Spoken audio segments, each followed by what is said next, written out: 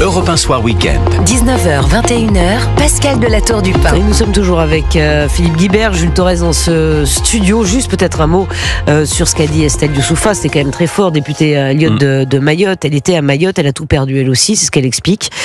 Là, tout le monde est... il n'y a pas d'inégalité, là tout le monde a tout perdu, donc voilà, c'est ce qu'elle explique. Peut-être un mot sur ce qu'elle a dit. Il y a des choses qui vous ont fait réagir, Philippe Guibert? Oui, enfin, il y a une chose qui m'a paru très importante dans ce qu'elle disait, c'est la volonté des Comores, en fait, d'utiliser l'arme migratoire pour récupérer à terme Mayotte. C'est ça qui est en jeu. Et donc, elle a dit il faut des mesures radicales. Je pense aussi, et à l'évidence, l'argent que l'on donne aux Comores, à l'évidence, ne suffit pas.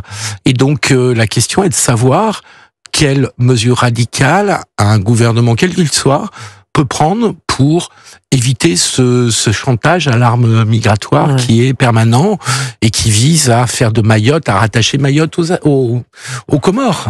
C'est ça le fond du sujet, puisqu'ils n'ont jamais accepté la décision de Mayotte de rester français. Je crois que c'était en 1974. Et ça serait intéressant. François Bayrou a pas été langue de bois là-dessus, parce qu'il a dit qu'on ne pouvait pas régler les problèmes de Mayotte sans traiter la question migratoire. Elle est centrale. La question des bidonvilles dont elle a longuement parlé et y est étroitement liée. Jules Torres. Non, moi ce que je retiens, c'est la situation inextricable qui se déroule aujourd'hui à Mayotte, c'est-à-dire qu'on a 320 000 habitants, on a à peu près entre 100 000 et 150 000 clandestins. S'il y avait ce même ratio en France métropolitaine, on aurait 30 millions de clandestins.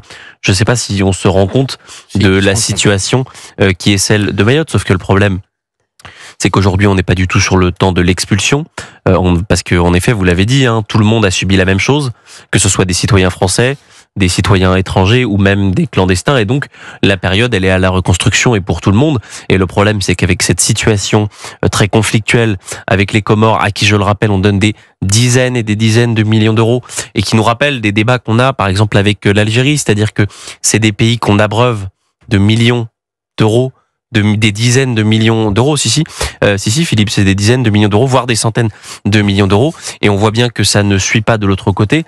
Encore une défaite française.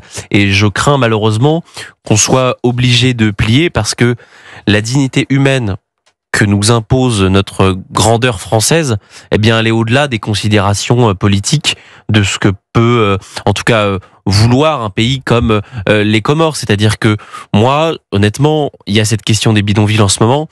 Je trouve que la France gagnerait en grandeur, gagnerait en respect des hommes et des femmes, de donner une situation convenable à tous les sinistrés, quand bien même ce serait des clandestins dans un premier temps. Ensuite, on gérera ce sujet migratoire. Mais aujourd'hui, on peut pas balayer d'un revers de main les 100 à 150 000 clandestins qui sont à Mayotte. Évidemment, moi je suis plutôt pour une priorité nationale, c'est-à-dire une priorité pour les Mahorais, donc qui sont des Français comme vous et moi.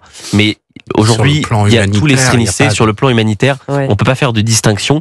Donc il y a ce temps qui est court, le temps de la reconstruction, le temps du logement. On est dans un département français où on n'arrive pas à loger 400 000 personnes. Je ne sais pas si on se rend bien compte de la situation cataclysmique qui est celle aujourd'hui de Mayotte. Et ensuite, on posera des questions, celle du droit du sol, celle de l'immigration illégale, celle de la reconstruction sur le moyen et le long terme. Mais là, aujourd'hui, on est vraiment sur le court terme et le plus basique, c'est-à-dire qu'on en est encore à parler d'électricité et d'eau. Mais le droit du sol est une question importante, bien sûr, à Mayotte. Mais la question est bien celle des Comores. Parce que pour moi, vraiment, c'était le message bien sûr, vous avez raison de le préciser. Elle l'a expliqué très clairement.